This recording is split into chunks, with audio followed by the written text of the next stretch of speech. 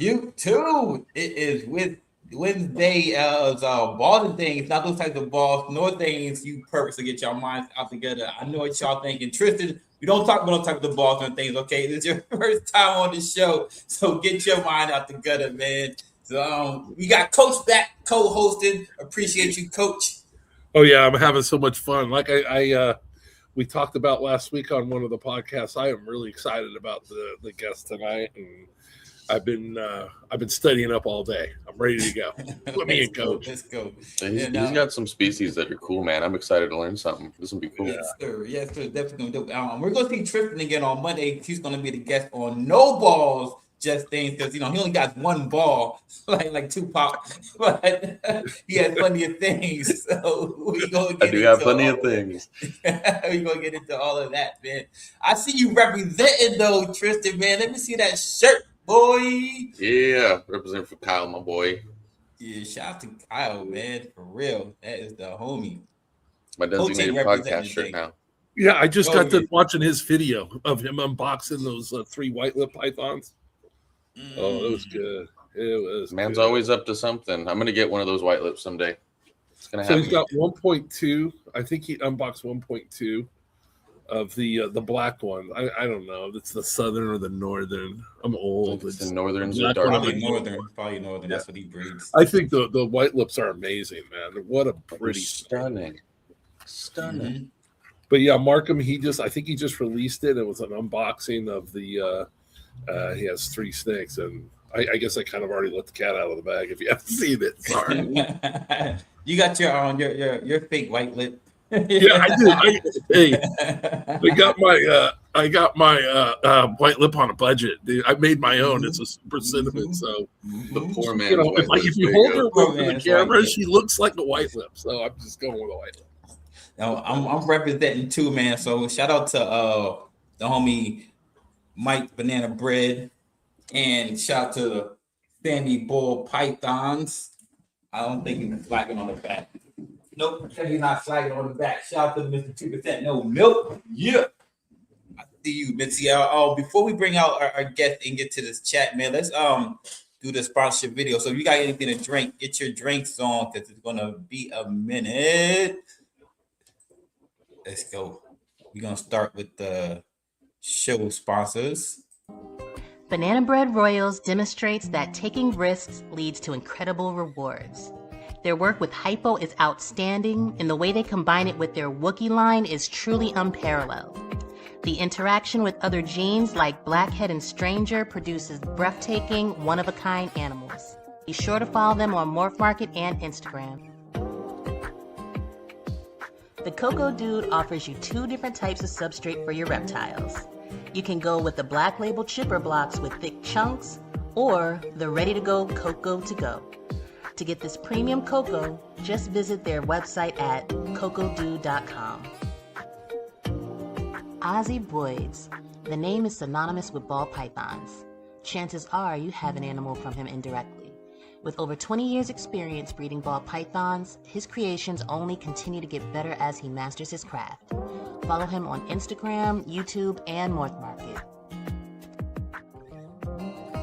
Lindworm Exotics specializes in a multitude of reptiles such as ball pythons, duemoral boas, coastal rosy boas, and false water cobras, to name a few. They are dedicated to providing the public with well-adjusted animals with superior quality. Follow them on Instagram and Morph Market. Bashcoda Reptiles keeps and breeds a dozen species of pythons and boas, specializing in premium ball python morphs, and is an authorized distributor of Go for Cocoa substrates. Be sure to catch Craig's weekly videos on Instagram for tips and insights. A journey of 1,000 miles begins with a single step. At Mantooth Captive Bred Reptiles, our motto is simple: live your dream. Ninja Balls is more than a breeder, he's a creator. He's the innovative thinker that brought you the Kiki Ball. He strives to make living works of art and improve upon them year in and year out. Follow him today on Instagram at Morph Market, and know that with each purchase you make, you're getting quality. Static Morph's an up-and-coming breeder has been working quietly under the radar and producing some heat, most notably working Stranger and Chocolate into DG, Clown, and Pied combos. Go on their Morph Market today and see what they have available.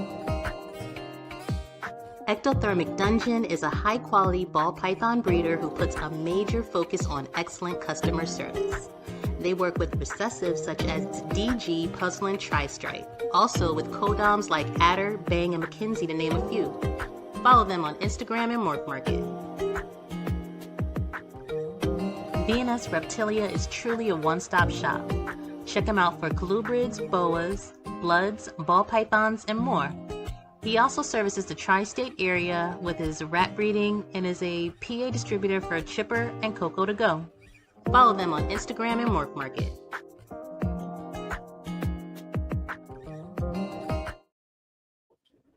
Yes, sir. Shout out to all the sponsors. And I still shout out to some people that's up in this Chizzy chat.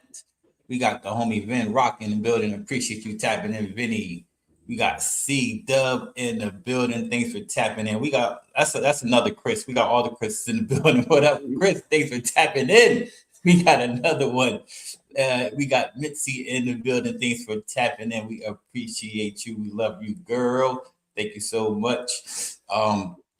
So without further ado, we're gonna bring out episode of one of the sponsors and a good friend of mine, Chris from B&S Reptilia. Good evening. Yeah, we're gonna give you a nice round of applause, man.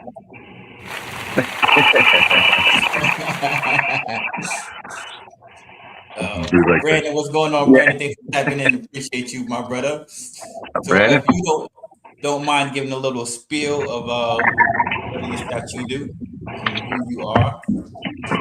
My name's Chris. Represent B&S Reptilia. We're just a small family-owned reptile business that just came from passion. Just as a kid, going out in the woods collecting animals, mostly snakes, and then just fishing, just being outdoors, and turned it into started out as a hobby, but we pretty much established in 2013. I kept back when I was younger. I'd say in like my high school days, had a small collection, but then had to move away from that and get out totally for a while, but never lost the passion. You know what I mean? If I was ever hiking or something like that, I was always flipping a log or going off the trail or, doing something, looking for a snake or something to get into. But in 2013, I was able to start picking up a few ball pythons, and it just took off from there. Just built the collection from there, and then slowly went into other species, things that I had in previous years or things that I couldn't acquire with a teenager's bank account that now that with a grown man I can't acquire. So it was definitely nice to get your hands on some of those things, and then just spread out from there. That's why we put Reptilia in the name. We didn't, when I first started out, we had pythons in the name, and it didn't make sense the way I wanted to go with everything. So when we rebranded, so to speak, right after COVID, it was like, I think it was like, just after COVID in 2020, we rebranded to Reptilia. So then that really took off to really expand and spread. So yeah, just did that. And then, the rodents came with it. I've been breeding rodents since 2013. I got rodents right when I got my snakes. Like I started, small scale, not what I do today, nothing compared to what I do today. And then the Coco has always been a thing. Being a distributor for that, it just made sense, one-stop shop. You sell somebody a reptile, I can get you your food and your bedding. So just worked out that way. And here we are. So you just always had a love for reptiles. Yeah. It's always the guy that was stand off in the back. But if once you grabbed it, I'll take a look at it. I'm the one diving off the railroad track and grab a black racer. Grab it, get it. Yeah, if I know what it is, there's no limit. If I'm in a different area where I'm not familiar with the species or some of the venomous stuff, which I am familiar, but I haven't herped a whole lot of other areas, so I will be cautious. But for the most part, let's go get it. Oh yeah, I'll tell you what. I've got a female bull snake that I will only tail and hook. To death. She gave a nice headbutt one night. I think on Hair Down. On the show. Oh no shit! Yeah. I picked up. Yeah, I picked up a couple females, adult females, and they were a little chilly when I got them, and I brought them home for a couple of weeks just to warm them up a little bit to see their attitude. And I think one's going to give me a run for her money, but she's been hibernating for a couple months now, so I'm getting ready to pull her out in a week, or this should be tomorrow actually. So we'll see in a couple of weeks how she warms up to me. The name is oddly appropriate for those things. Oh yeah. Yeah. It's so interesting. They can be thick-headed. Mhm. The hat. He needs the hat. Yeah. Well, I got to make it. This is where I sit out, in the blistering winters we have in Arizona and watch my NFL football on my back patio. Brutal. Somebody's got to do it. I went ahead and come out and I'll watch out here. It's fine. It's great. I'm jealous. Do you have a favorite We haven't even species had to a work winner. with, Chris? My favorite species? Yeah. Ball pythons are the easy go-to, but I think the pine snakes are my favorite. They just have I don't know, their attitude. They're just so chill and just such like a big. My big male, he's got to be like northern pine, 6, maybe 6.5 foot. He's just like big and dopey. Like my 3-year-old can hold him, and he's just like, all right, whatever. Some of the females might be a little bit jumpier, hissier, but they all calm down. But I think it's the pines. I think it goes back just to the pine snakes. Yep, just the keeled scales, down to the head structure, the plates on top of the head, the way they look at you, like they look so mean, and just the shovel nose, everything. They almost look so standoffish, but I mean, some can be, but mostly up front. I think they're just pretty bad as like babies and young adults. They're really a nervous animal. Mhm. They're very, very They nervous can be. Yep, they can be, especially when they're young.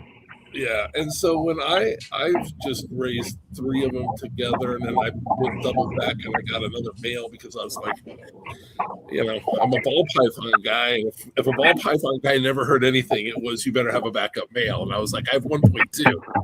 I better get another male. So Yeah. I picked up another male. Do you keep any of the gophers? I used to. I had what did I have? I had some forks, the forks gopher line, and I had I don't forget what the other one was. I don't know if it was just a head albino or if it was a visual. And then early on, it ended up being the wrong sex halfway into the project, and I was just like, I wasn't really into some of the morph, so to speak. So I got rid of those subadults, and then just I don't know what, maybe 5-6 months ago, I picked up a vertebralis, a little female Cape gopher.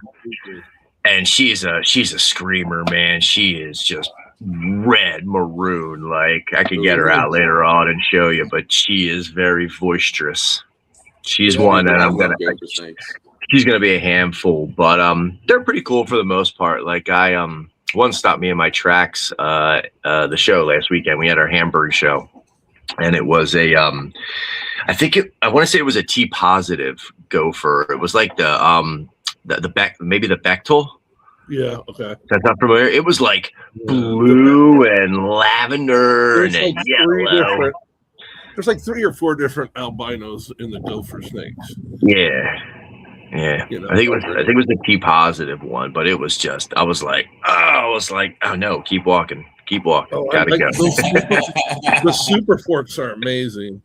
I would like to keep the San Diego. It's a morph, but the San Diego stripes. I'd like to do that in another morph, and albinos, just to have them, and just maybe just keep a pair of them.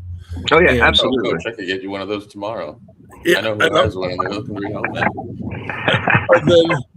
And then the other one you were saying, pine snakes. I would like to keep a pine snake. Oh yeah, back and forth on it. First I was a northern, and then I was going to do black, and then I was back at northern. And now what I think I finally settled on is the Jana. Until we're done talking tonight, and then you're gonna change your mind. This I've is heard why I there a was lot. excited. I was like, if I have questions, I'm throwing stuff out there. What about Baja River snakes? It's just the regular. That's the way they are in the wild. It's just an amazing looking animal.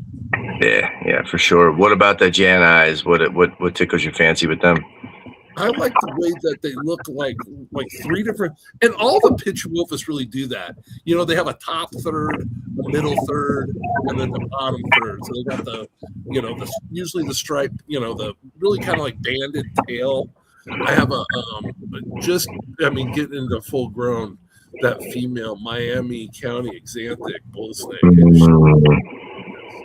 What a pretty snake. Oh yeah. Did you ever see that in the True Ghost form?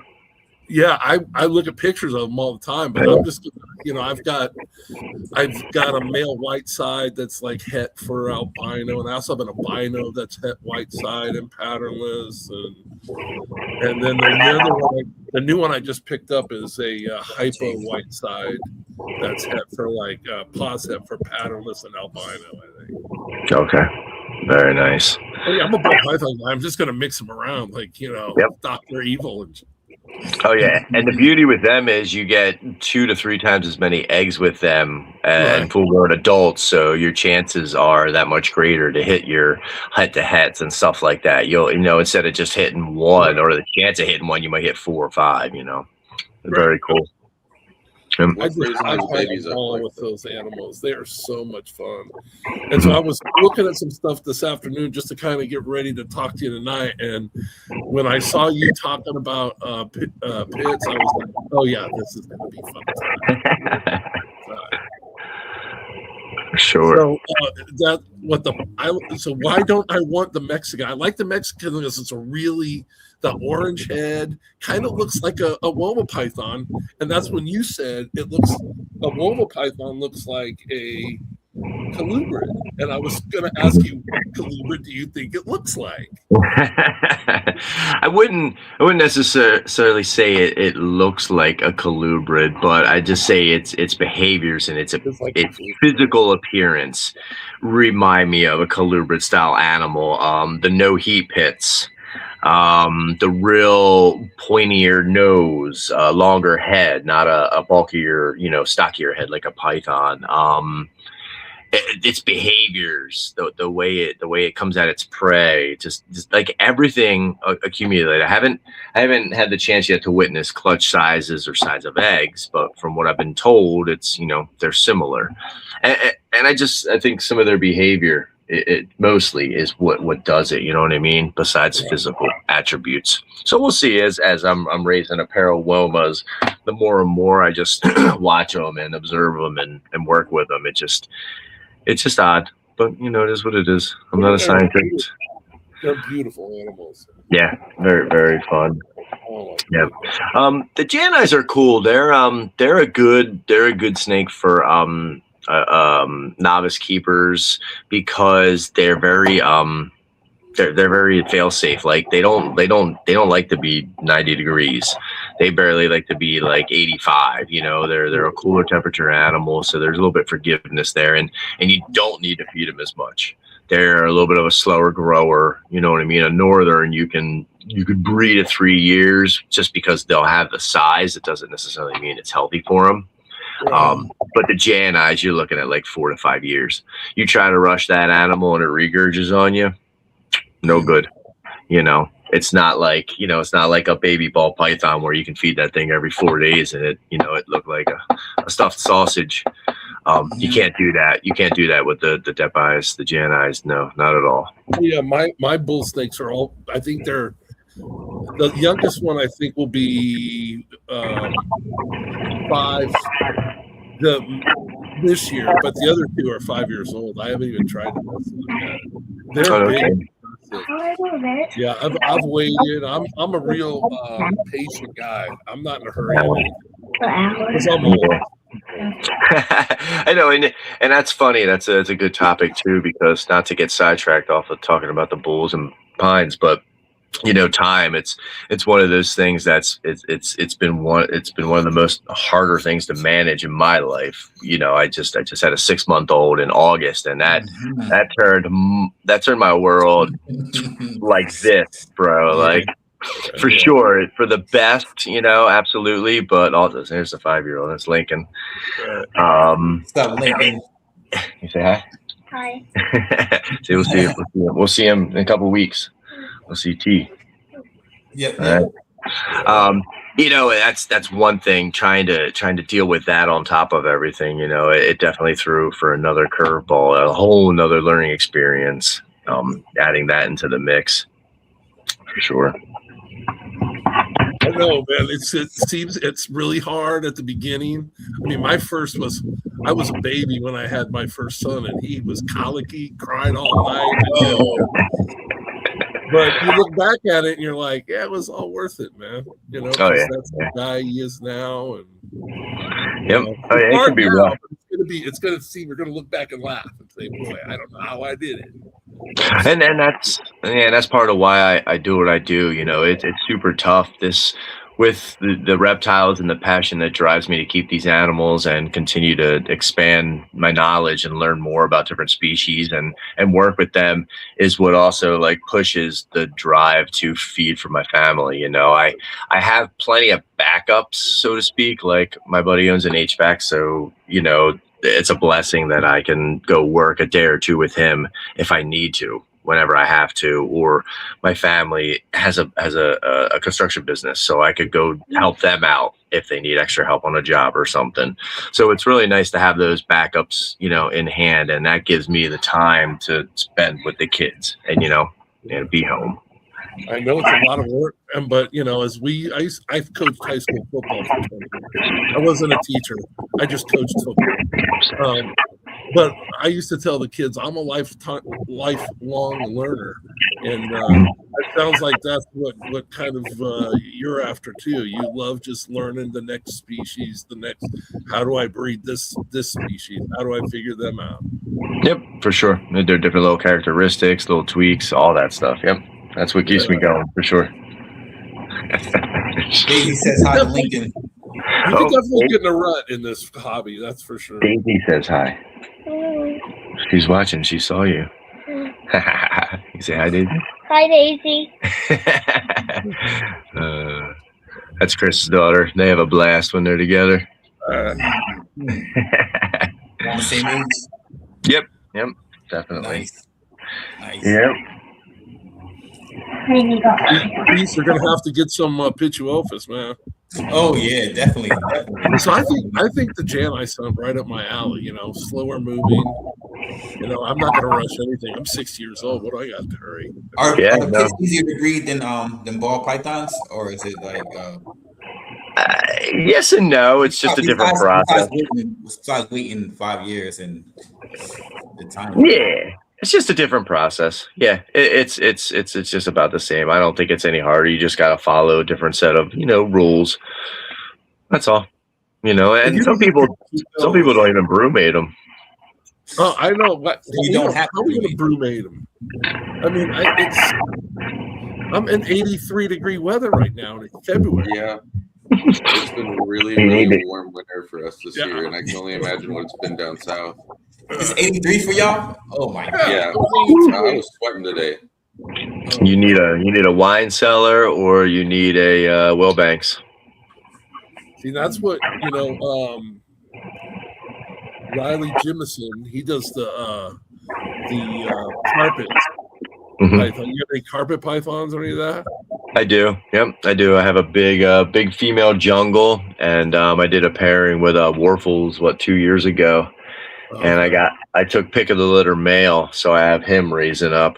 And in the future, I might dabble, and just so I could say yes, I've bred jungle carpets. Just to put that notch in the belt. Like, that's my goal. Like, I'm not like some people look at, Australian species. I want to tackle every Morelia species and breed every Australian species and click that off.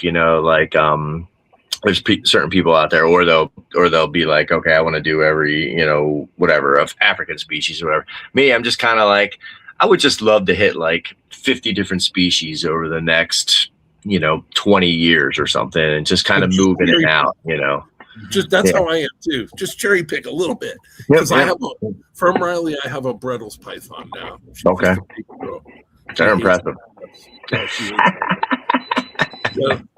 She's not impressed with me at all. Yeah, those are the only carpets I have, but I have a small little group of chondros that I'm working with for my most part. That I would love to have, but I'm afraid. I'm not gonna lie. I'm scared. Yeah, the wild caughts are rough. If you get a baby, they're a lot more a captive born baby from somebody. Like if you pick something up from like Gary Shavino or something that's been worked with and like established a year, and you're buying it like a year old when he releases it, that's more manageable than a wild caught biak that's gonna try to eat your face every time you open I the cage. kept colubrids in the 90s, and so I'm an old guy, so I remember when the stuff that was coming in wild is what they're selling for, like nice designer captive bred, U.S. captive border bred steaks now. So that sticker doesn't shock me at all, but they're expensive. I would have to save up for a minute. Yeah, they're farm bred captive breed. That's fine. That's wild call, pretty much. You might as well. In the 90s, I think the guy was just pulling it off the vine while he was selling it to you. It's like, it's one time wild caught. It's like, he got off the plane last night. Yeah, and they mostly died. And for sure. I think I'm a little apprehensive. But now everybody's keeping it nice and look good.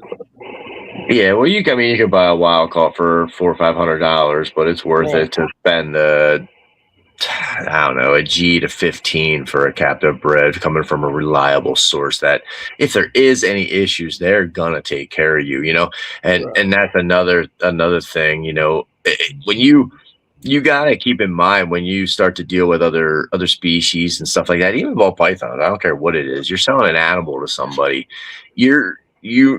you might be like, okay, this animal is $100 animal, and you might be selling for $100 animals, but that doesn't mean that your care should be any different if that person bought a $2,000 animal from you. That's what's going to make you stand out and make you a better person in this sea of people that we have, trying to sell animals. You gotta sell yourself and like the guarantee that like you're there if they need you. All right. That's very important. I think that's the whole thing with captive, our captive born and bred with here. You talk to the guy who saw it come out of an egg, and if he can make them come out of eggs, he knows how to keep them alive, and he can help you, and they're very helpful. And I think that's worth the price of one. It's just having that connection with somebody who can help you. Yep, for sure. Let alone like when it comes to captive bred stuff, especially if it's like a first time thing, if you're buying it for like a family pet, you run a lot less risks. Like if you go and you get something that's wild caught, you have all these parasite issues. You're going to be running up a vet bill, and the likelihood of that animal dying, it's a lot higher than it would be for a captive bred.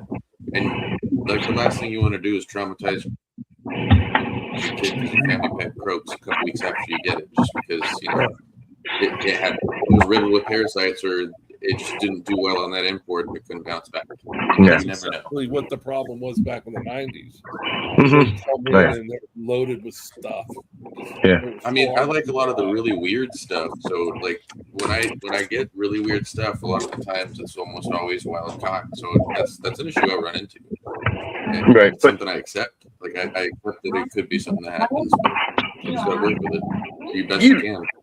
You can accept it, but I feel like you could just you go one more step and look at like Dan DM Exotics.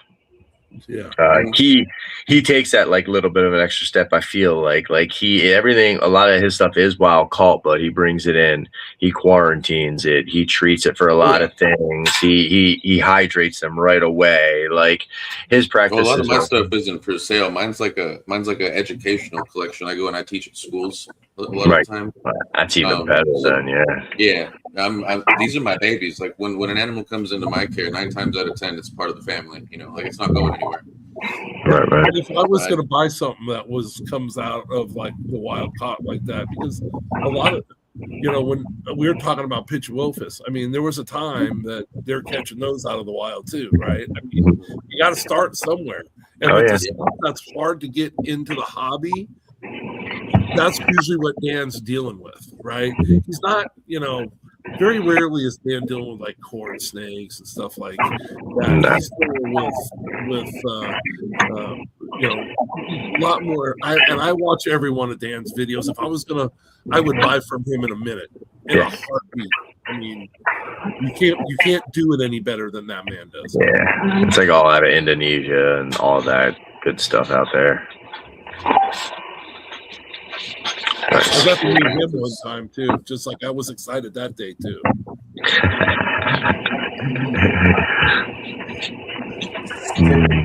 What do you specialize mostly in the ball pythons? What are some of the genes that you work with the most?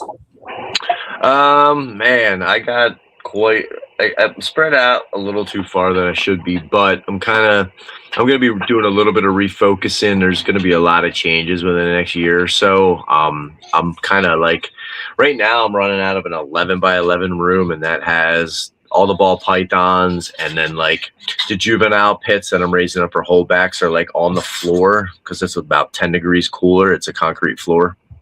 So they'll run a little bit cooler on the floor, because my juvenile pits, I won't cycle them. I won't hibernate them, but I will they will get generally cooler on the floor in the winter, and I will cut their food back.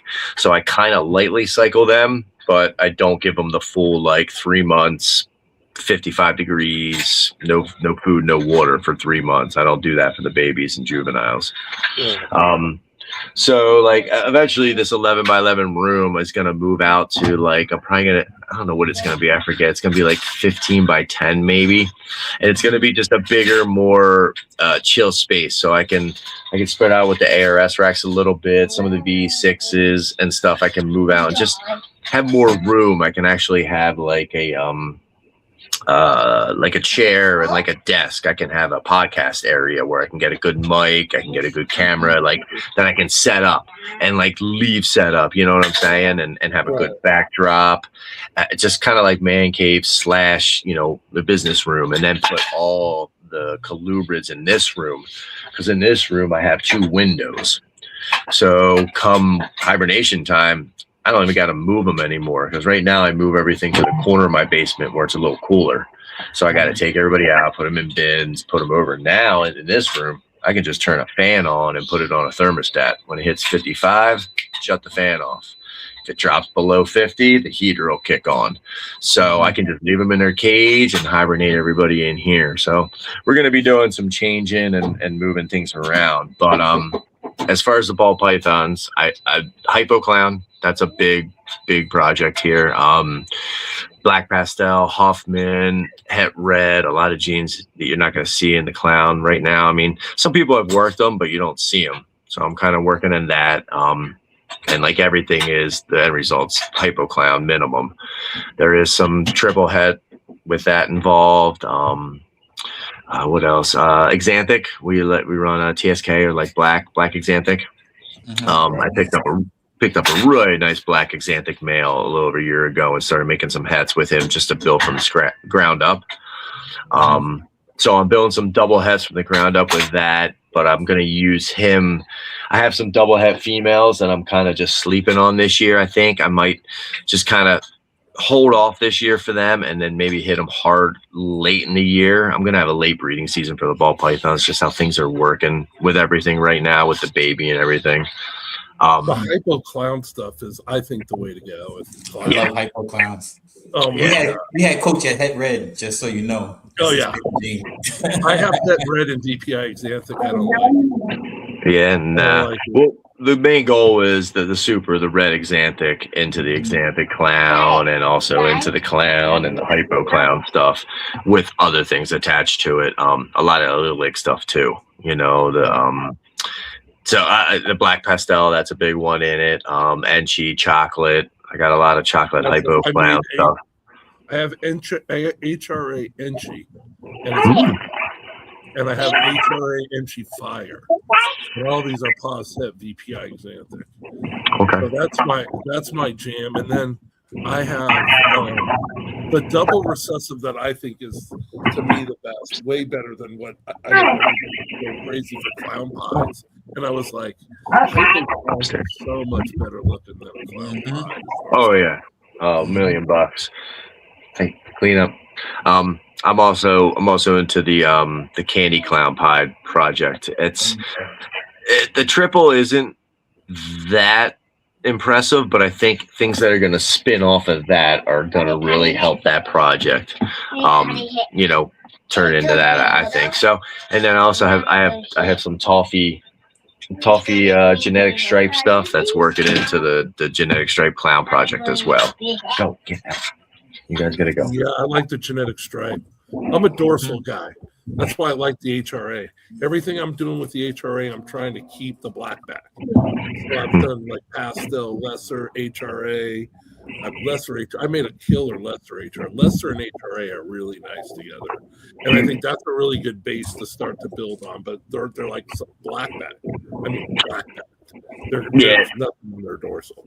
The only thing I don't like about. Go ahead. I'm sorry. No, I wanted to hear what you had to say. I was just gonna comment. The only thing, the lesser, that's the only thing that turns me out. So I have lesser in that project also, like with the black pastel and some of the other stuff, and like I do enjoy it. I have like a lesser chocolate hypo clown female. She's phenomenal, but like I feel like if you're not hitting that lesser with the right combo, it's just effing the clown up, man. Lesser, I'm not a fan of just lesser clowns or pastel lesser clowns. That's a thin line, and I have too much lesser in it. I gotta wean it out, but I like that idea of adding the darker gene into it, like the black pastel, the het red. Do you have any leopard het red stuff? That's an interesting combo. No, I haven't done that one yet because to me, I think leopard's going to screw up the black back for me, and I don't want to lose the black back. You need to see my lesser HRAs; they are really cool. I like the color tone, like what you're talking about. What lesser does, the HRA and lesser goes together, I think, very well. So the HRA and Enchi is very cool. I have a female that's het clown. She's in that project. But this is the leopard HRA. Mm-hmm. Het clown. Yeah, you can see the shape of the alien heads in the side pattern. That is it's interesting. It's not very expressive, but the color tone is very interesting as well. Mm-hmm. Yeah. If he would, but you can just see the HRA shaped alien heads in the side. That is amazing. I like it. It wants to, yeah. You see how it really, really wants to be het red, but the leopard is like, nope. I gotta be leopard about it. With the alien heads. They're fighting over the pattern. That's what they're doing. Look at that. You're talking about worrying about your black back. Yep. Look at it. There it is. Oh my goodness. To the tail, you lose it. Because I like doing leopard with het tied stuff and making it just stripes stuff. It just stripes it head to toe, like it's genetic stripe, but it's not. Yeah, leopard definitely stripes it out and really. This is the female. This is the Enchi HRA. Yeah. The color tone is just totally different, though. Yeah, it really is. It's pretty wild. It still want to keep that. Still want to keep that black back, though. Yeah, she's very impressive around the neck. She's so cool. I did Enchi Fire too, and it started crossing over the black back too much, and I was like, maybe I went too far. Right. But I think it's going to be excellent in clown, and I think once we get the Enchi, if you get the Enchi and the HRA together, which I've got my Enchi het VPI Xanthic going to my HRA VPI Xanthic female. We're trying to get for that. I want to see the Enchi HRA VPI Xanthic. I think that might be pretty cool. Okay, yeah, I definitely think. I still think it's going to need something though, like like a vanilla or a fire, possibly pastel, still something else to make it really pop. But I think that's a great way to take it in that direction. I have a red Xanthic, and I also have a het red Lori cross. Oh yeah. Which is very interesting because they don't look alike. They look nothing alike. That's what I Like, hear. The Lori looks different. My But red they say that Xanthic. Lori and HRA are they're elite, like they think. Well, until I breed so I have a male. Mine's a male. My het red Lori combo is a male, and he's phenomenal compared to the red Xanthic. I feel like talking about stripe and like crazy pattern, and dude, the color, like he's like almost green, like he's almost reminds me of like the green ghost. Right. But like, look at that. That dude's cool looking. Yeah, side cut is crazy. Yeah, That's what the lesser in the HRA makes green. And like his head is so light paws, like it's like the color, the tone of that shit is just. If I can get him to show it almost looks hypo. Yeah. Yep. But just like the connecting pattern at the neck is just insane. Yeah. It changed like that a lot on HRA. He is phenomenal. Like, I can't wait to see that in Xanthic. But if it is a Lilac, I'm not going to hit it, Right. That's why you got to go it from both sides. That's what's fun about doing a Lilac stuff. You always got to think, okay, how am I going to get to the end? I got to still hit it from both edges. Right, for sure. Gotta go super. So this is the red Xanthic girl. So she looks really nice too, but she's a lot lighter, a different tone. Yeah. This is HRA to HRA, so this is a straight red Xanthic. Not as crazy, not nearly as crazy. Still got some nice popcorn in. Yeah. You could still tell it's a super, but it's just nothing like that other guy. And they always got them little nose dots. See the rostrils there? Yeah. They both have that, but she's a slightly different color tone too. That is awesome. So hopefully we'll be able to plug these into this project as well, and figure out what's going on with that. But I'm excited for that. Shout out to Lori. What's up? Yeah, shout out to Lori. What other project? DG Hypo stuff is close to my heart. So when does the live auction start? Yeah, right. The live auction starts tomorrow at 7 p.m. on Balls Deep Morph Market. Check it out. That's true. That's true life. Oh, that's true. All right. For sure. That's a plug right there. All tomorrow, right, 7 p.m. Live tomorrow, 7 p.m. Yep. Balls Deep, 7 p.m. Morph Market. Tell them I sent you. You might get a discount. What other projects? I really like the Ultramel stuff. We're doing some Ultramel clown stuff. Probably eventually be a triple recessive. But I'm trying to think what we started to put into that.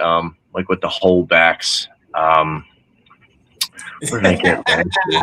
You got the butterfly lovers upset. Oh, come on now. I wasn't sure if Spicy Mike was going to be jumping on that train there.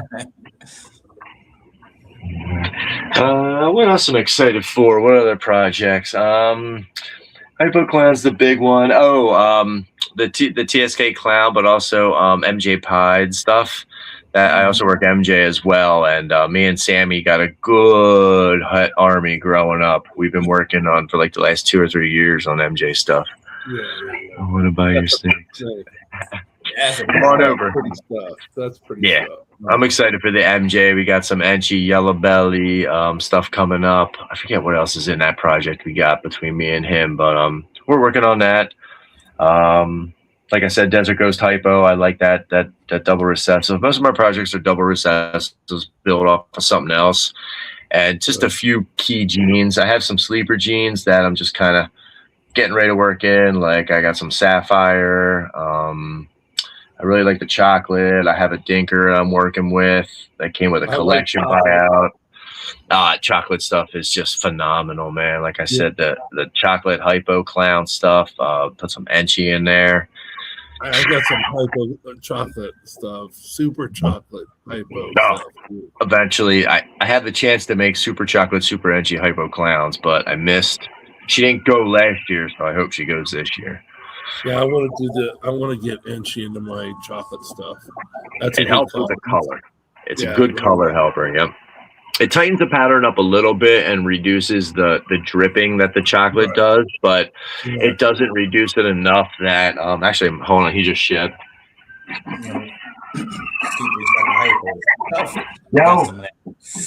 Yo, I got warrants.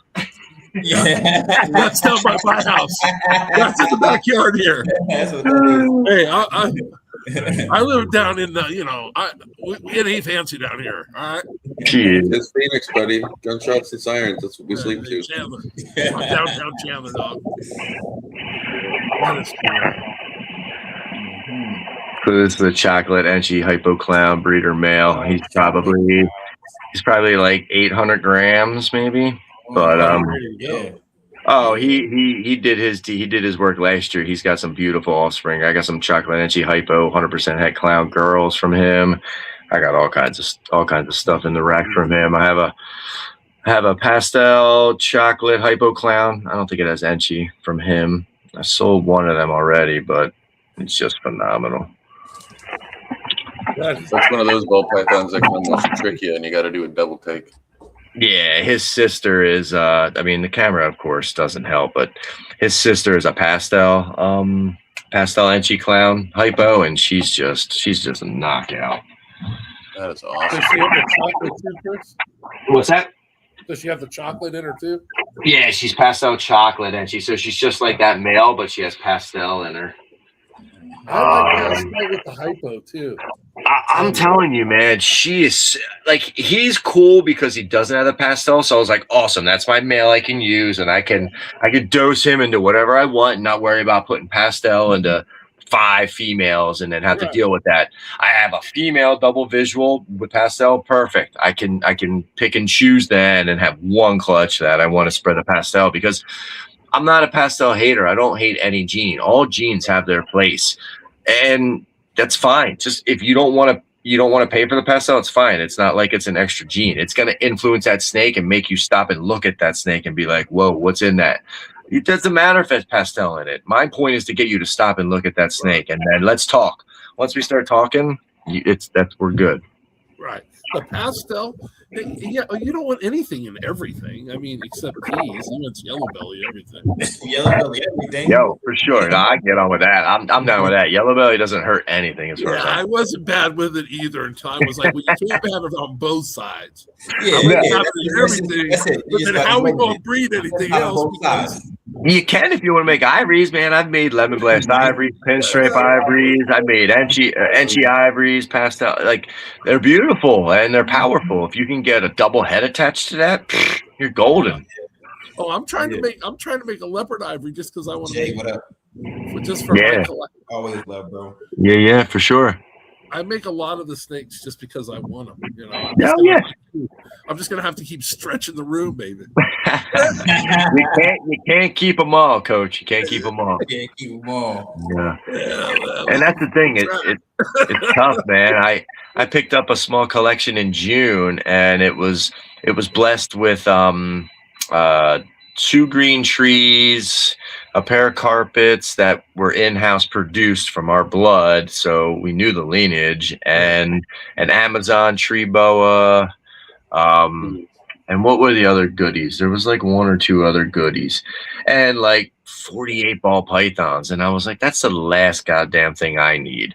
But it was from a close friend. I couldn't beat the deal, and I snatched it up. And you know, it took months, but I made the money back. I pieced things out. I kept some of the ball pythons. I worked it in, and like another project came in. That was a citrus hypo, which isn't anything I've ever worked with. I came with that and another dinker project. So I'm like, geez, here we go. So I'm interested to kind of see what that does, but I'm not really I'm not full force in it this year. You know what I mean? You got to do what you love, or you're not going to put all this energy into it. I mean, you're not going to work. No, so that's kind of the ball python projects. That's the majority of them. Like I said, there's little sleepers here and there of different things that I have that I don't like pull out tri-stripe. that pastel chocolate hypo clown girl? Pastel inchy chocolate hypo clown. Did I pull her out? Yeah, no, I don't think you did. No, you said it didn't have Vinci. Does it have inchy? Yeah, I'm pretty sure she does have Enchi. Yep. Oh, yeah. Well, I like the chocolate. That's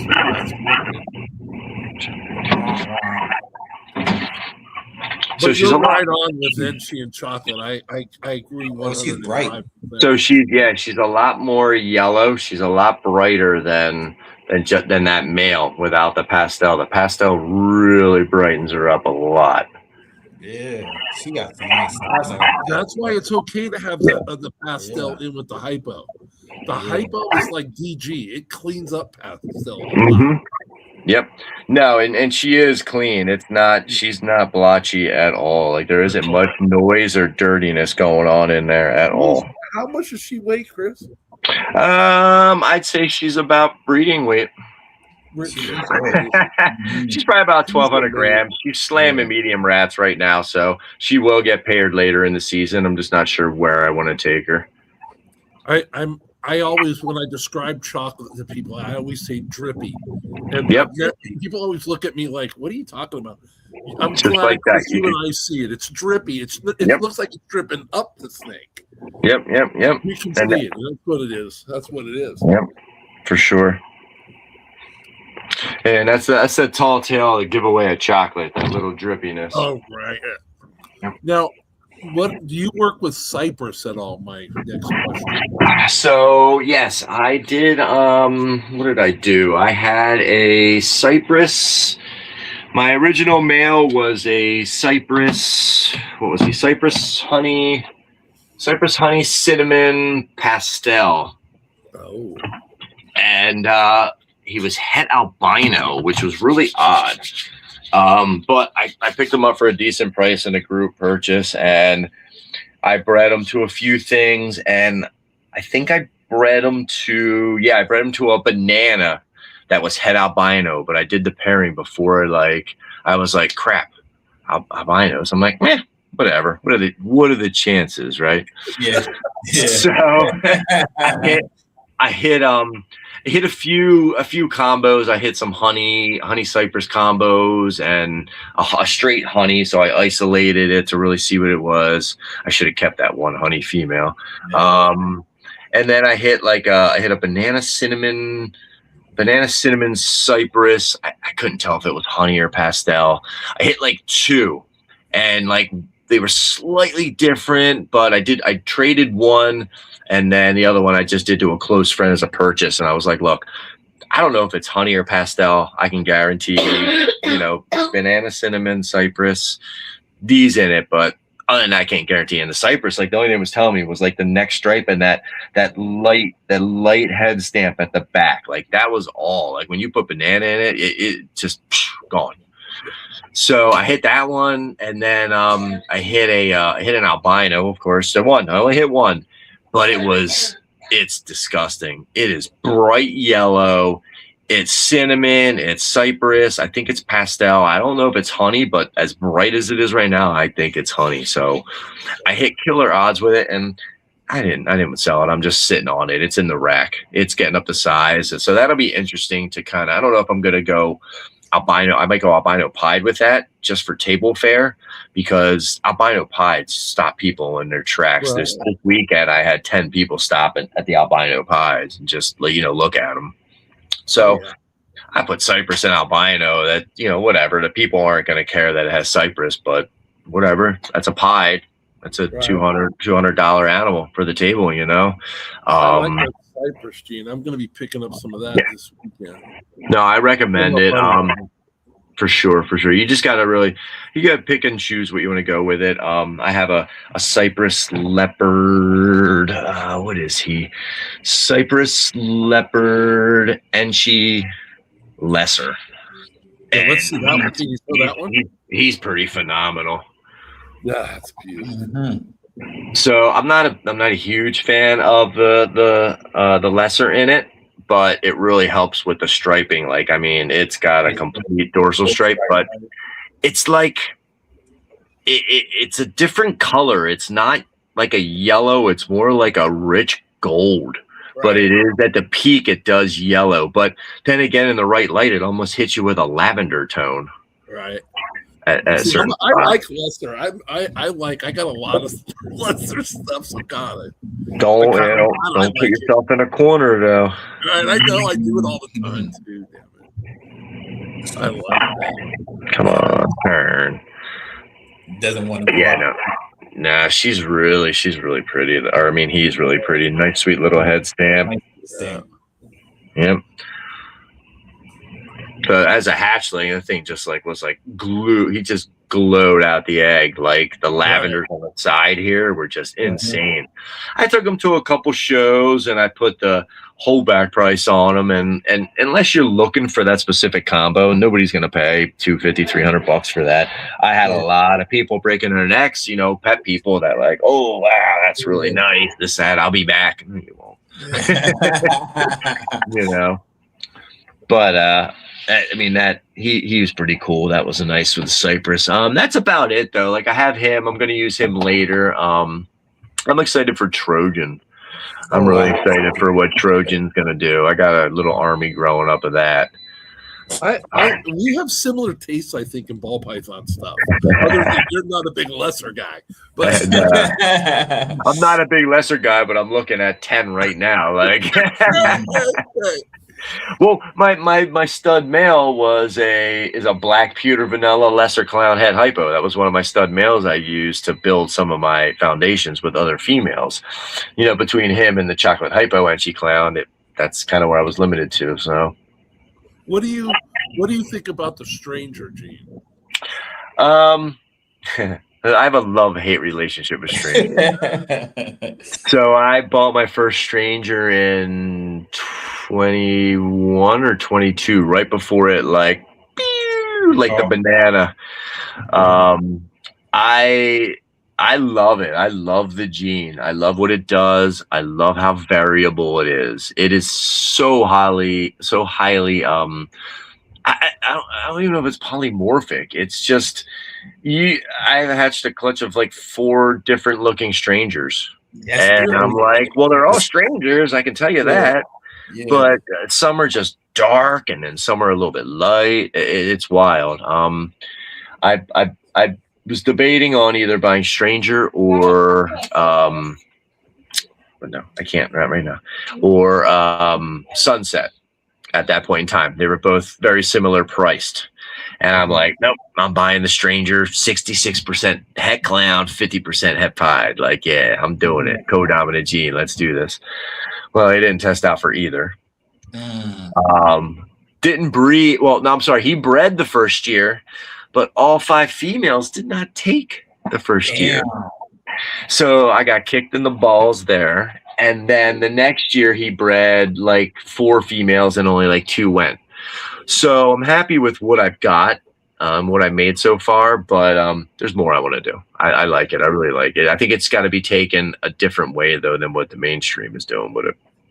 But I'll tell you what, in this hobby, you got to be able to take a body shot once in a while. You know what I mean? Yeah, you do. I mean, I'll have a pairing that I am just everything. I am on point on everything. I'm gonna get these 2 to go, and there's like the only one that doesn't go. So, or you have some problems with the babies, and that's I really do believe that's something that we don't talk enough about in the hobby is that you do hatch some stuff that you wish you had. When working with animals, you gotta have thick skin. Right, you really do. You got to be able to take a body shot once in a while. You gotta have some passion. Right. You gotta have some passion. You learn some of your best lessons when they hurt. Right. Yep. You do. I learned the hard way. I was locked up for 2 years. It happens. Right. Yeah. And see, that's what I tell the boys coaching in high school football too, right? I tell them we always learn more about ourselves in a loss than we do a win. You Yep. always learn more about your team when you lose than when you win. Oh yeah, for sure. Oh, Like that the is black beautiful. one. DG chocolate, double Nice. 100% het clown hypo. Nice. Oh, see, There's that's tight. another Chris. What up, Chris? Yeah, Keys put me on the right show. That way, Keys. Good job there. Thank you. You should have been Don King back in the day, making all the boxing matchups. Here's an interesting combo. So, as we're talking about stranger, so this is a stranger. I won't tell you what the other gene is, but you guys tell me. Red stripe. No, but close. Well, I wouldn't say close, but similar. Yeah. It's the NG.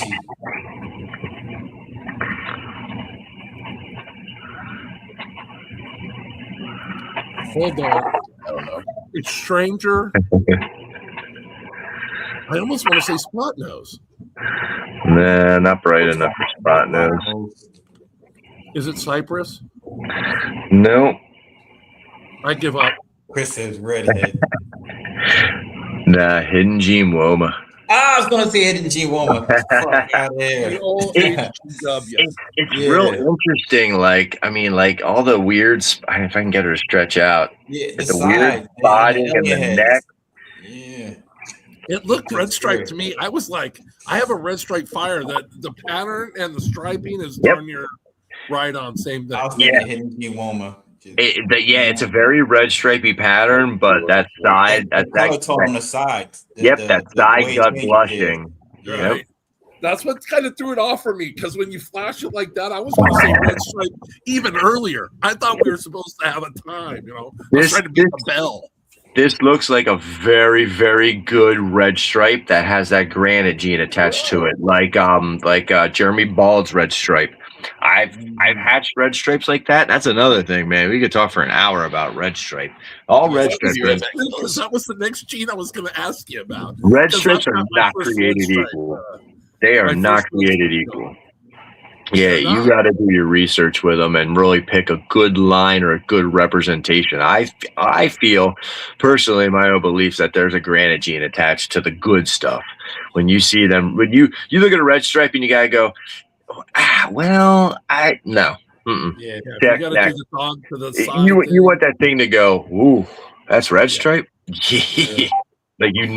That's for sure. I got my red stripe from Ectothermic Dungeon. Jim is back over there. Jim's a good guy.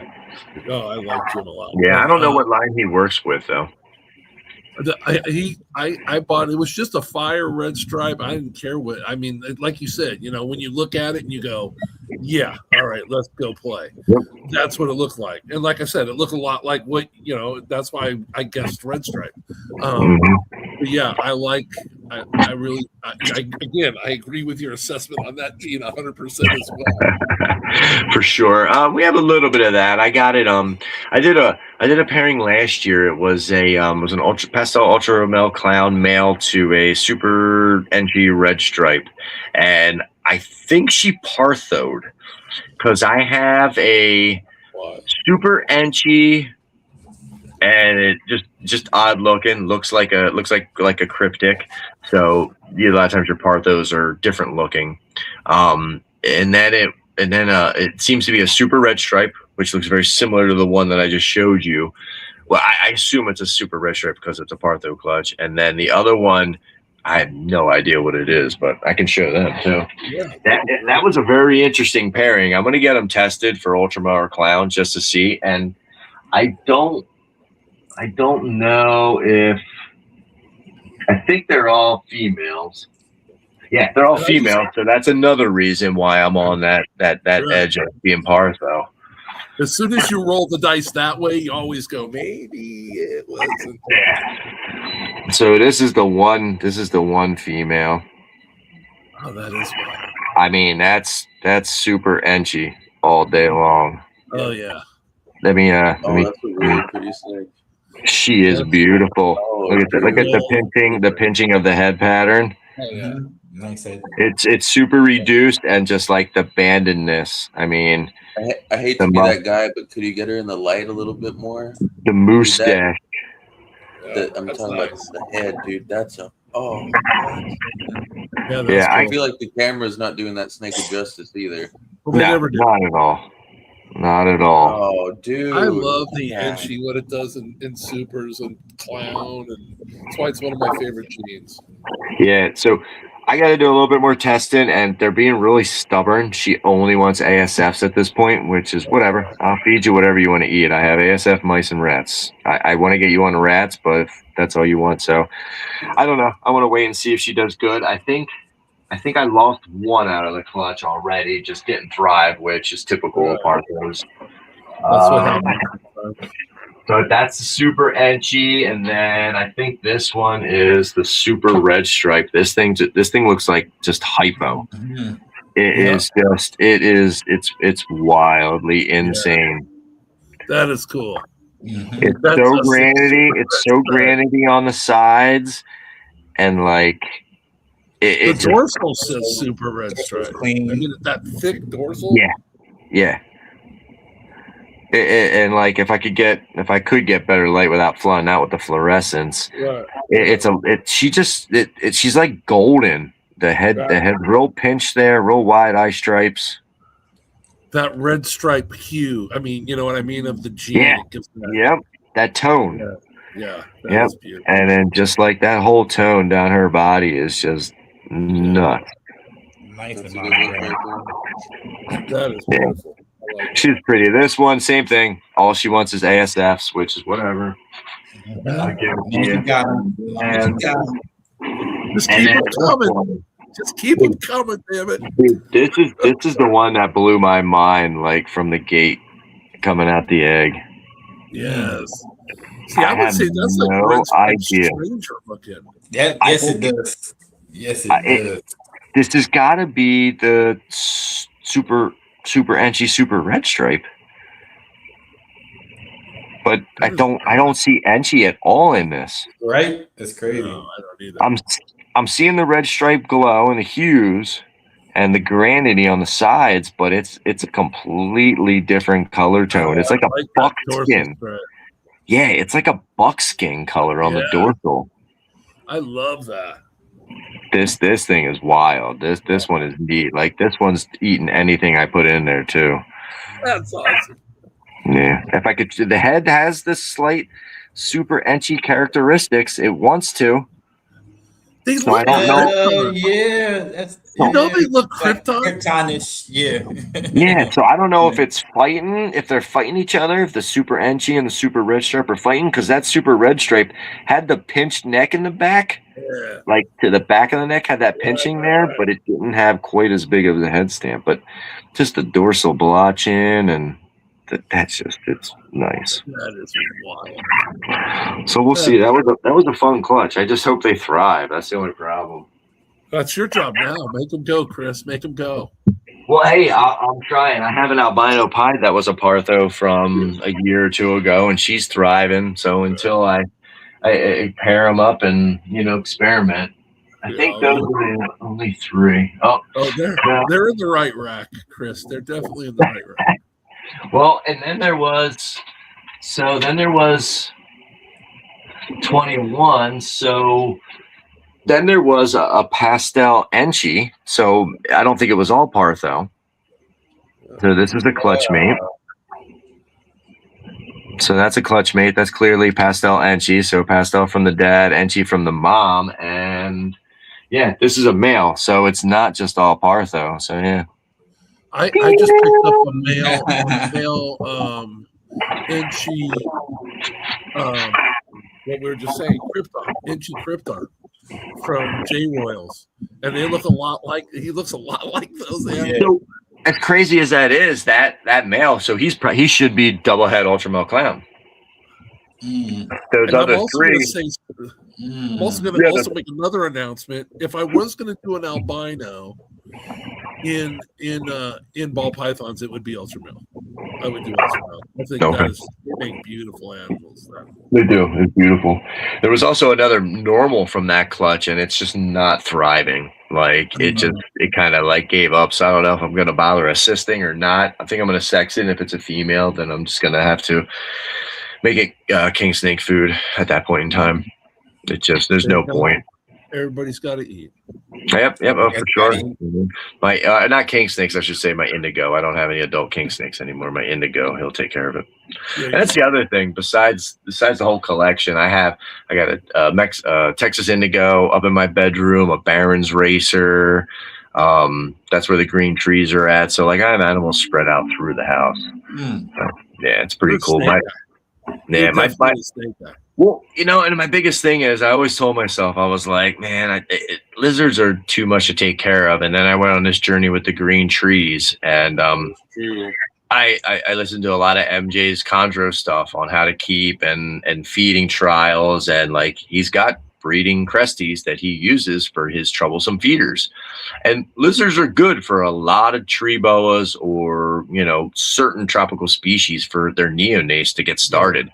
They're a lot of times they're eating amphibians and lizards, and we're trying to jam a pinky down its throat. Right. That's full of milk. Yeah, like exactly. Think about that. We wonder why sometimes we have issues with some of these rare species. So I started working with lizards. I got a colony of cresties. I got my first cresty eggs like a week ago. And then I kind of went on this little tangent of other tree boas like Dominican Red Mountains. I have a female I'm raising up. They're super tiny. Like they might be 18 inches when they're born, but like to get a pinky mouse down, that's tough. Right. So an anole is a perfect meal for them. Right. So have you tried scenting? And that's what they'd eat probably naturally, and if they were hatched or born into the wild, actually. Yep. Oh yeah, little lizards. That's what they specialize on. I had a Solomon Island ground boa. Same thing with them, and he was a male, so he was real small, and it was medium to small anoles, and dude, he would pound those things. So I went off on a tried tangent. scenting with an anole one time with a pinky, and it worked. Yep, it worked. Oh, yeah. I just thought about it, and I was like, "This species does not eat rodents. This is not what it's eating." So I kept them on those. Yeah, at least not for their younger years until they start to get some more body mass and get older. Then you can slowly start to move them over to things with more fur and stuff like that. But that's the thing. We went to Sear a couple weeks ago, and we went down to Florida, and I was like, all right, we got to catch some anoles. I told my boys, I'm like, all right, we got to go around catch some lizards because we're setting up an anole habitat when we get home, right? Because I got a long-term plan. I'm picking up a pair of Jamaican boas at some point in time. So I want to make sure that I'm ready for them. They're going to be babies. They'll probably still be on anoles. I'm going to have to do the whole scenting to rodents, but I'm not worried about that now. They got to be able to eat. Right. So yeah, we got a colony of 14 anoles up there now with plants. I'm a plant guy too, so like I'm like, yeah, we'll put this pothos in here. I got a jade. I got the spider plant. So I'm loving watching these little anoles run around, man, and drink water and hit flies. They look like little raptors, man, with their do-rags. They're cool. They're fun. Yep. If you can master those anoles, dude, if you can really like get them going, that can open up a lot of doors for you, bro. A lot of doors for all kinds of different species. I have a 3 foot wide by I think it's like 4 foot tall, the Exoterras that open in the front, and they're all glass. I got one of them, and right now I have all my cresties and my pair of day geckos in there, and I'm just kind of messing around with them. But I would love to put I don't know how many anoles, but I would love to just put 30 or 40 anoles in that thing, and that would be so cool. I think, and just let them go, just let them breed and just do their thing. They're simple. Like morning geckos, I picked up some morning geckos, and they already laid eggs, and we hatched 2 morning geckos. So I was excited for that too. They did everything in the cage. They'll go. Yeah, if they're happy, they'll just go. I saw the babies, and I'm like, all right, we're good. I've been looking at the cresties. If I was going to have a lizard, it would be a cresty gecko. I think those are so cool looking, man.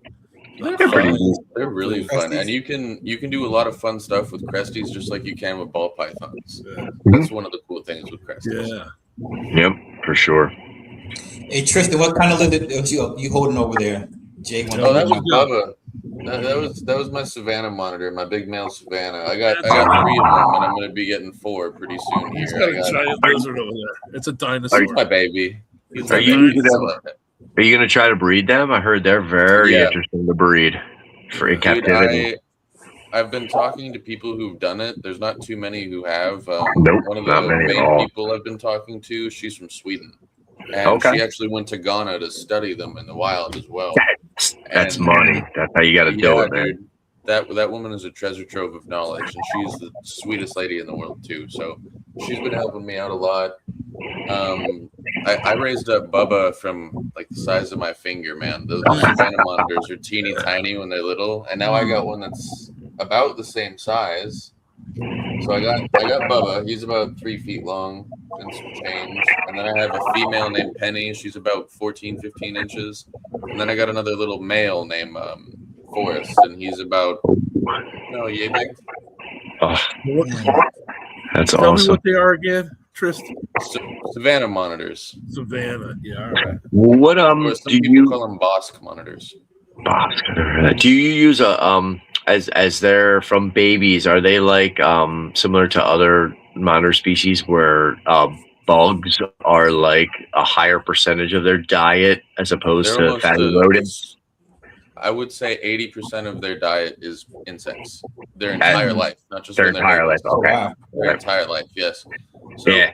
there are some people out there that'll tell you different.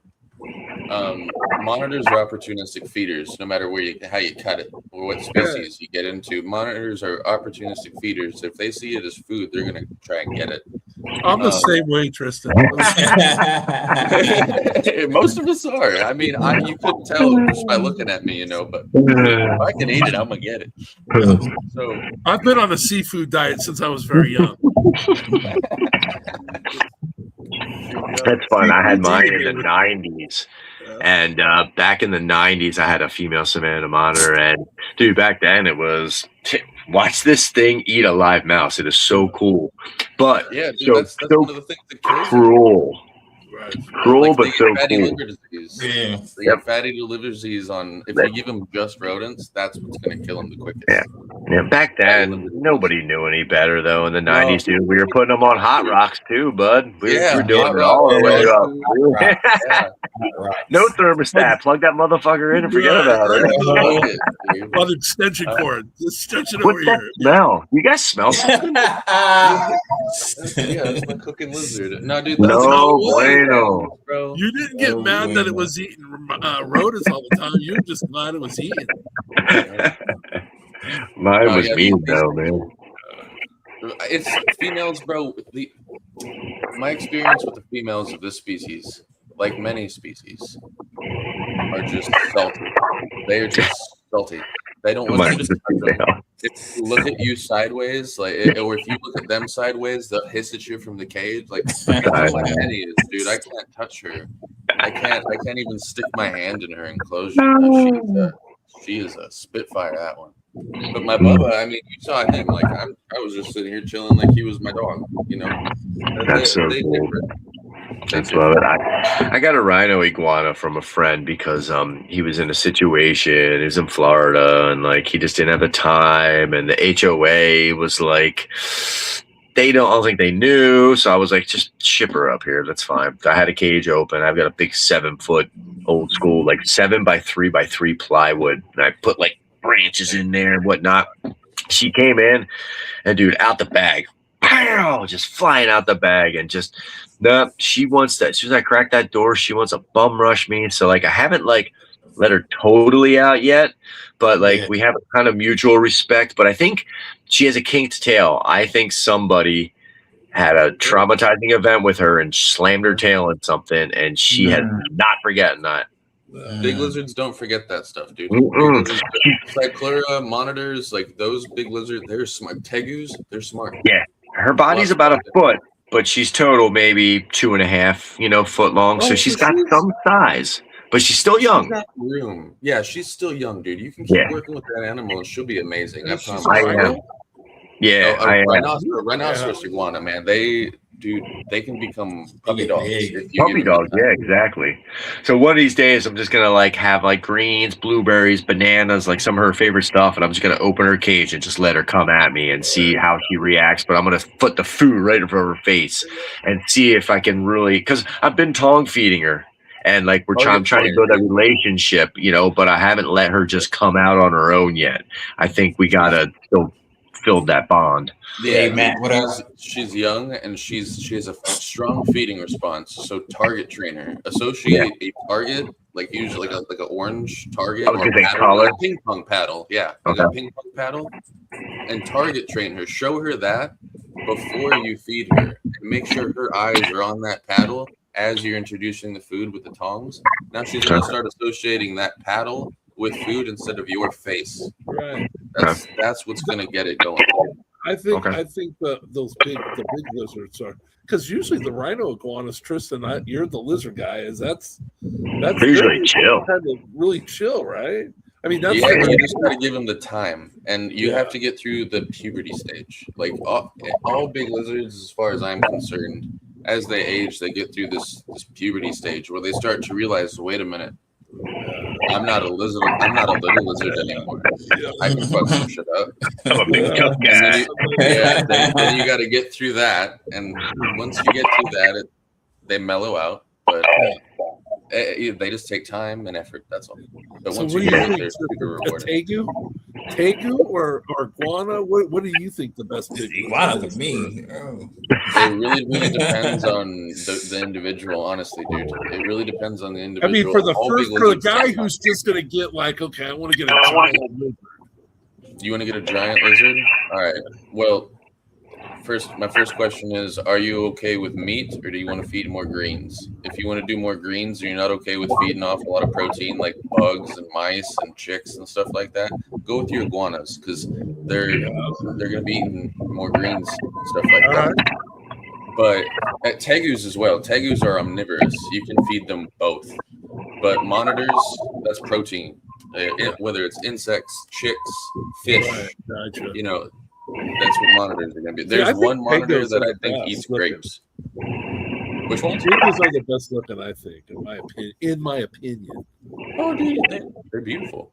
Yeah, some I of mean, that purple, white T positives, oof, or the They're negative. just I think it's a T negative. bulldog of a lizard community, just like, Yeah. I mean, that's your French bulldog right there. The It's good stuff. No, man, they're fun. Once you can get to the point where like me, where I was just hanging out with my buddy, my Bubba, it's such an rewarding experience. And they really key into their keeper. They really do. They will key into you, and like people don't believe me when I tell the story, but like, dude, when I'm sad, like when I'm bummed. Let's say I'll be sitting in this lazy boy. I just had a shit day at work. I'm bummed. That lizard will crawl up onto this lazy boy and hang out with me. People say they don't get attached. They don't. Mine does. You know, so maybe yours doesn't, but mine does. Yeah. Yeah. Earlier, the one thing we didn't touch on was the womas. You had asked about temperature backstage, and we went away from it. So I did go through a stint. I had mine with my juvenile pits, so they were getting some nighttime lows, and I think they were getting too cold. My female shut down on me, which is fine. They would do that in Australia. They have seasons. And I was thinking to myself, I'm like, why isn't she eating? What's going on? I'm like, yeah, you dummy. She's 10 degrees colder than probably what she should be, or 5 degrees, whatever. Yeah. So I put them in a rack. And, dude, within a week, she was just on point, slamming. So she made up for the couple, 2 months that she didn't eat. And then she stalemated me again, and I'm like, what is going on? And I put a chick in front of her, and it was like a different snake. She flew out of the cage. Normally they kind of like Oh, they nudge and they'll bite it. She came firing out of the cage with a chick, so then I'm like, oh great, this is going to be a problem. The next week I offered her a rat, she didn't want it. I'm like, oh great. So I kind of go off and on. Last week I sent it a rat. I just kind of rubbed a chick across it, and she destroyed it. So I think it's just a kind of just a temporary thing. But to go back to temps, I definitely think you need to keep them a little bit warmer. At least give them that daytime, basking or daytime high, and then a nighttime drop if you can. You could feed her drumsticks. Feed her, the legs. She will eventually. Chicken drumsticks for sure. See, that's my problem. I thought her out a leg, thought myself out a couple of fries.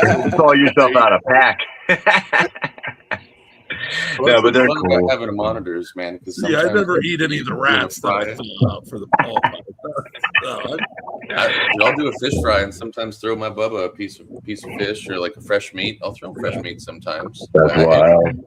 He eats mostly insects, but I spoil him every now and again. Yeah. But no, like as you said with the heat, dude, I think heat is something across the board that is too overlooked in our hobby. Whether it's snakes, whether it's lizards, like with my monitors, I think people keep Savannah monitors way too cold, and they always have.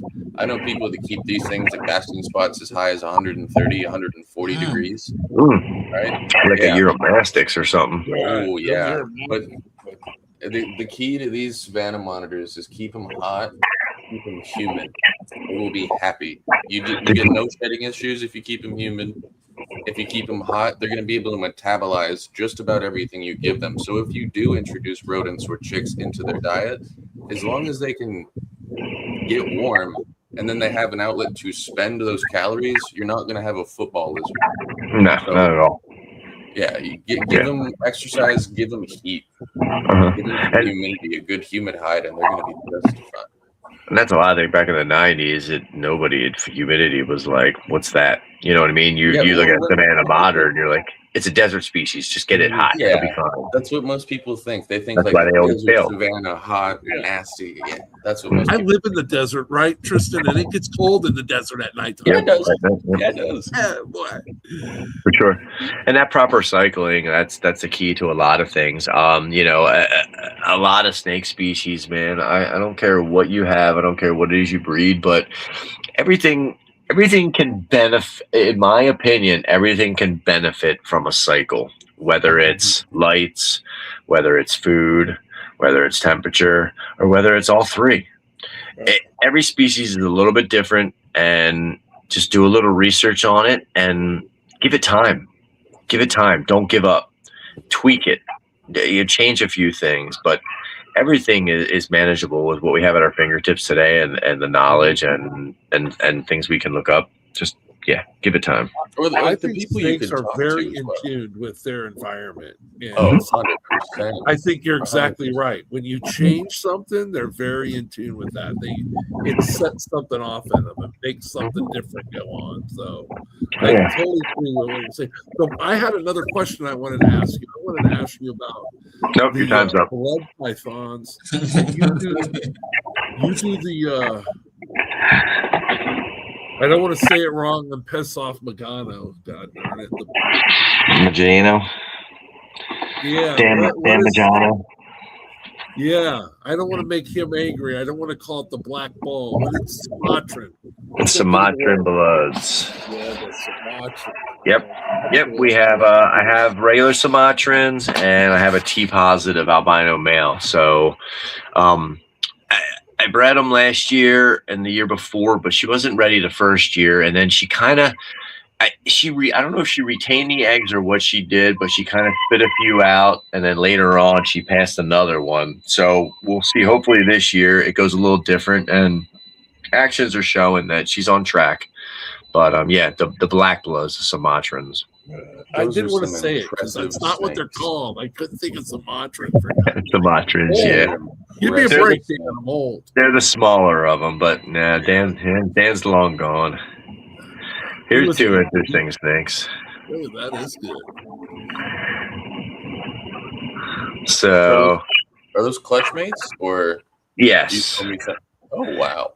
So the pairing was what was it?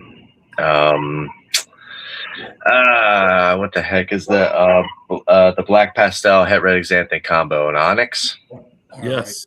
So it was an onyx paired to a Trojan Enchi male. Mm-hmm. So I don't know if you can pick up those color tones. That's the Trojan black pastel Enchi. Yeah. The black pastel literally it lost everything. You lost all the alien heads, and with the Enchi, that didn't help. That helped reduce it. Reduce it. You clean it up. It's like a golden. Once again, like the alien heads are like green on the side pattern there.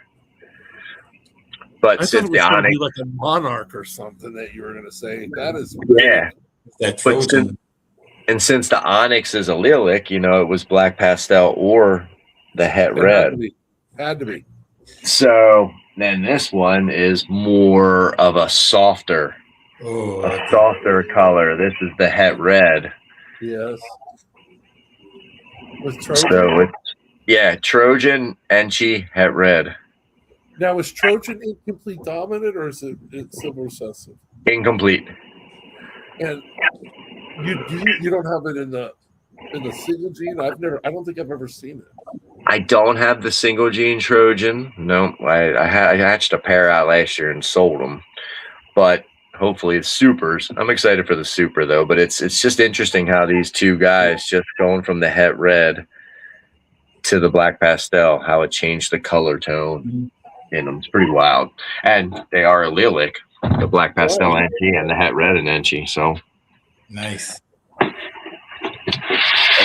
Definitely for a loop, and they were both females, of course. So I like that's the whole reason I have a bunch of Enchi Fire stuff, and then I started seeing vanilla stuff, and I was like, I got to get the vanilla just so I can make vanilla cream stuff.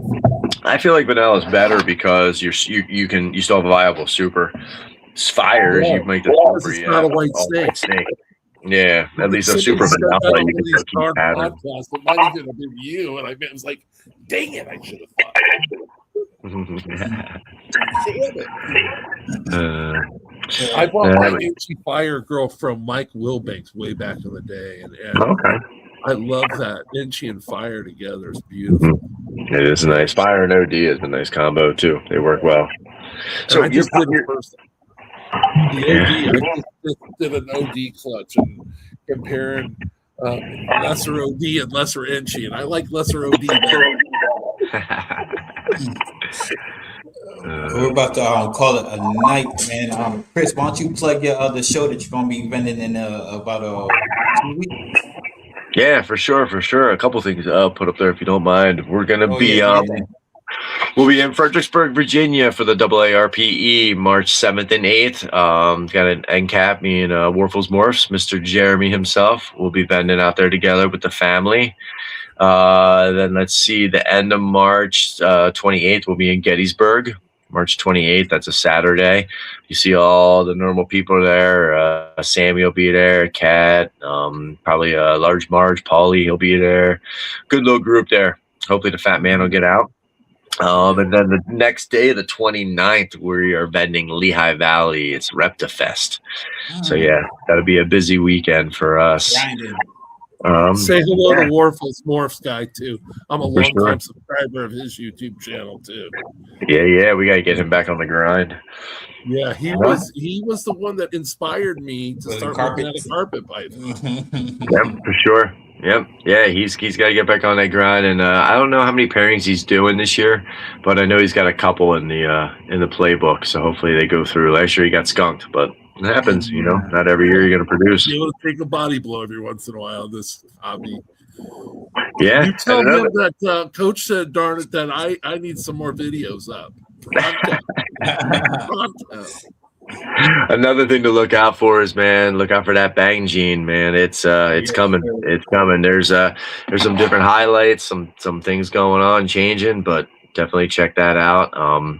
It's got some potential. Look into it. Supers are fantastic. So mix some of that with some Trojan or take it your own way. And then, yeah, back to Chris Balls Deep tomorrow night, 7 p.m. Morph 7 Market p.m. Auction. Go check it out. 7 DM p.m. him. Maybe he'll auction off a bang with a reserve. Thanks for having me on, guys. No doubt, man. Appreciate you. Tristan, I want you shout out your podcast. Oh yeah, man. The Hobby Hanger, dude. Check it out. The Hobby Hanger podcast. You can find us on YouTube now. We're on YouTube. We had T here on.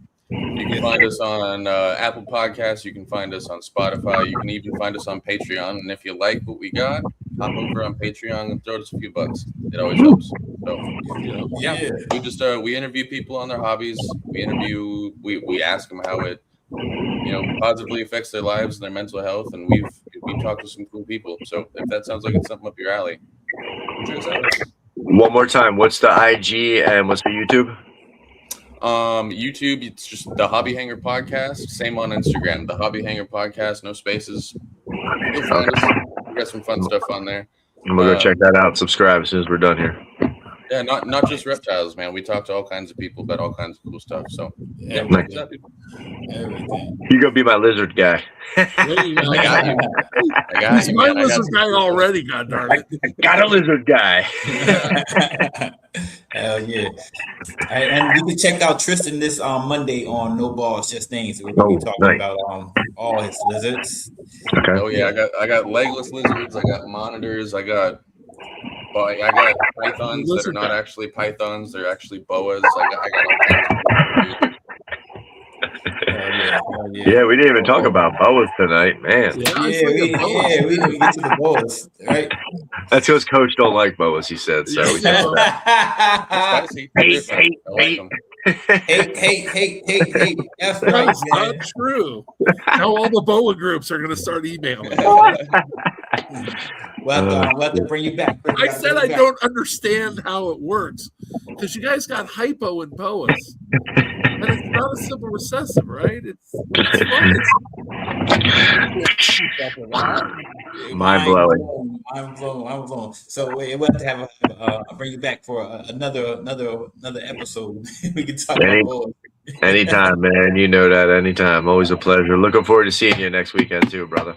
Yes, sir. It's gonna be fun. I can't wait. I'm driving out there on Saturday morning. So Okay, I got the fam, so I can't be YOLO solo, but it will be good. all right. It's all good. And I got a Ben, so I got to be somewhat cordial. Maybe a little ignorance. I don't know. We'll see. Go hear it.